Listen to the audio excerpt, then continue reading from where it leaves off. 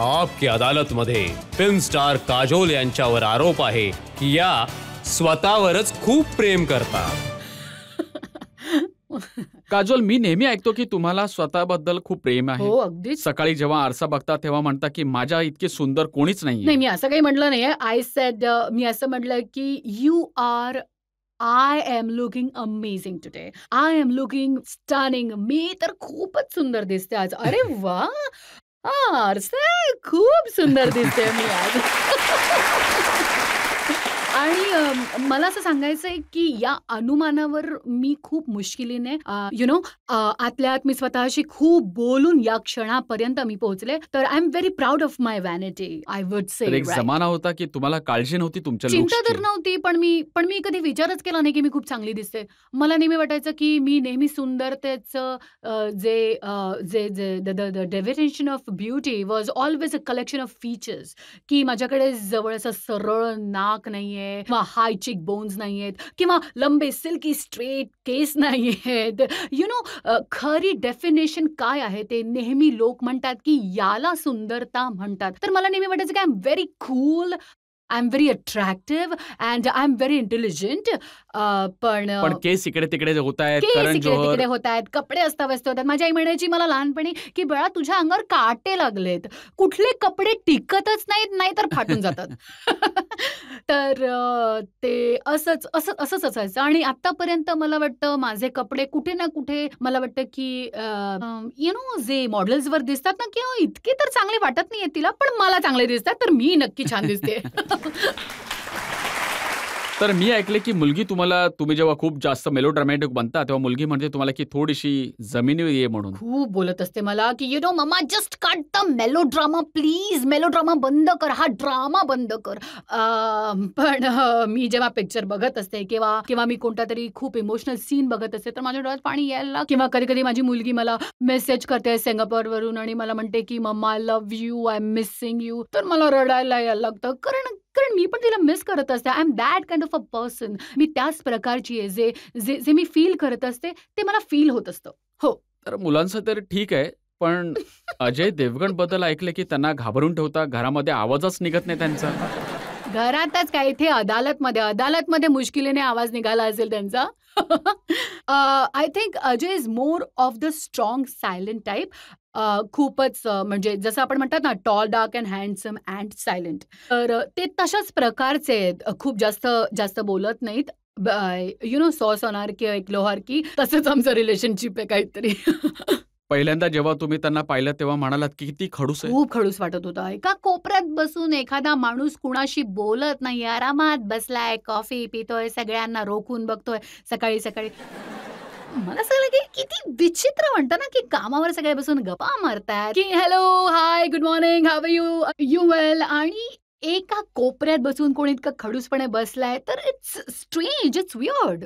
पण जो वियर्ड होता, स्ट्रेंज होता, तर त्याच्याशी एवढी मैत्री कशी काय झाली? फक्त मैत्री झाली. हाय हॅलो पासून सुरू झाला. हात मिळवला आम्ही आणि गप्पा मारायला लागलो. देन आय रिअलाइज की खूप हुशार आहे म्हणून गप्पा आहे. आणि नंतर नक्कीच आम्ही खूप चांगले मित्र बनलो. आणि काही त्याच्यानंतर डायलॉग्स एक्सचेंज झाले होते की? डायलॉग एक्सचेंज झाले नव्हते. हाय हॅलो पासूनच सुरुवात झालेली आमची. पण तो तुम्ही जर अजयला भेटला आहात तर मला वाटतं जितके पण तुम्ही इंटरव्ह्यू पाहिलेत त्यांची एक पद्धत आहे बोलायची, अगदी बाबाजींसारखी. एक असतात ना की असं वाटतं की मी जर जाऊन त्यांना माझी समस्या ऐकवली तर ते मला खूप सुंदर, माइंड ब्लोईंग असं उत्तर देतील त्याच्याबद्दल. तर मला असं वाटतं की असंच काहीतरी झालं. मला वाटतं ते देखील त्यावेळी काय रिलेशनशिपमध्ये होते आणि मी देखील, माझं सुद्धा एक रिलेशनशिप होतं त्यावेळी. मी जाऊन त्याला माझ्या लाईफबद्दल सांगायचे, तो माझ्यासोबत गप्पा मारायचा and it started from there. आणि मग नक्कीच त्यानंतर आमच्यामध्ये रिलेशनशिप सुरू झालं. आणि मग रिलेशनशिप असं की लग्न तर गुपचूप केलं, हो. कोणाला जास्त बोलवलं नाही. हो. कोणालाच नाही बोलवलं. जास्त कोणालाच नाही बोलवलं आम्ही. मला वाटतं त्याचे 6-7 नातेवाईक होते, माझे 6-7 नातेवाईक होते आणि बास इतकेच. आणि बाकी डेकोरेटर होता एक. आणि हो, माझे 2-3 मित्र सुद्धा आले होते आणि लग्नासाठी, बस एवढेच.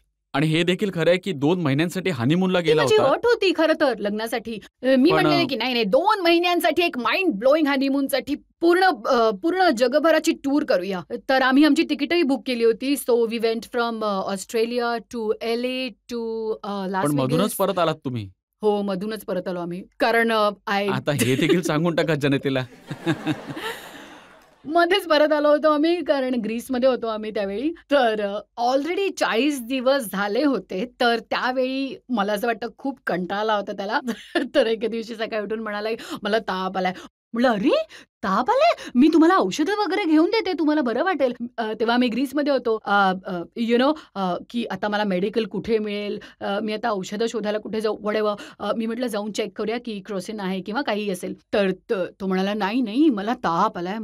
माझी तब्येत खूप बिघडली आहे." तर म्हटलं, "आता काय करूया आपण? मी काय करू शकते?" तर म्हणाला, "चल घरी जाऊया." तर हो, असंच काहीतरी झालं आणि मी म्हटलं, "घरी?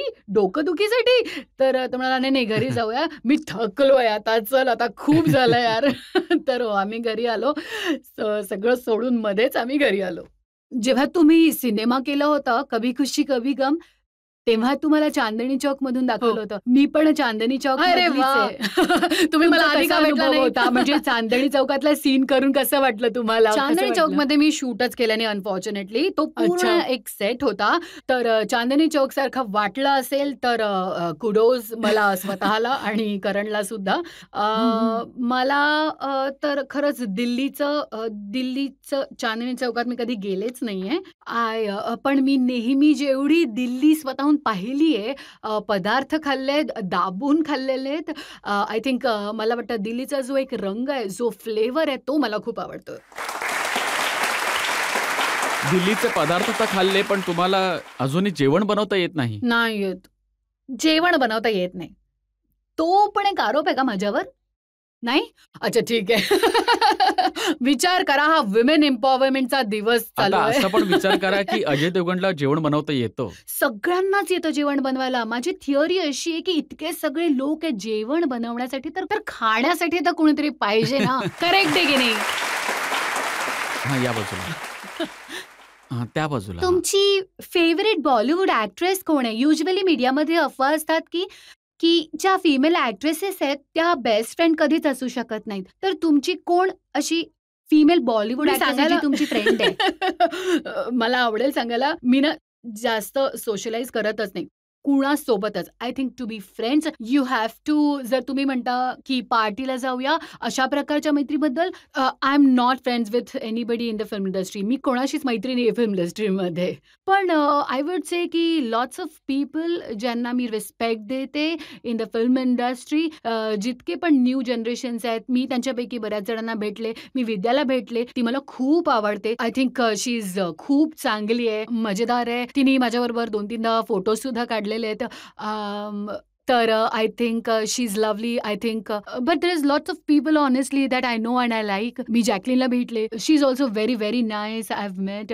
आणखी जरा 2-3 नावं सांगा ना, म्हणजे मी तुम्हाला सांगते. आलिया भट, आलिया भट. हो, आलिया भेटले मी आलियाला. ऑफकोर्स मी आलियाला भेटले. स्टुडंट ऑफ द इयरच्या सेटवर भेटले. But I have not really interacted with. जास्त इंटरॅक्शन झालं नाही तिच्याबरोबर. I have met Siddharth Malhotra and I know Varun very well. ते दोघंही खूप छान आहेत. मला ते दोघंही खूप खूप आवडतात. ते खूप टॅलेंटेडही आहेत. कृती सेनन. हो, ऑफकोर्स मी तिच्याबद्दल तर विसरले. हो, नक्कीच.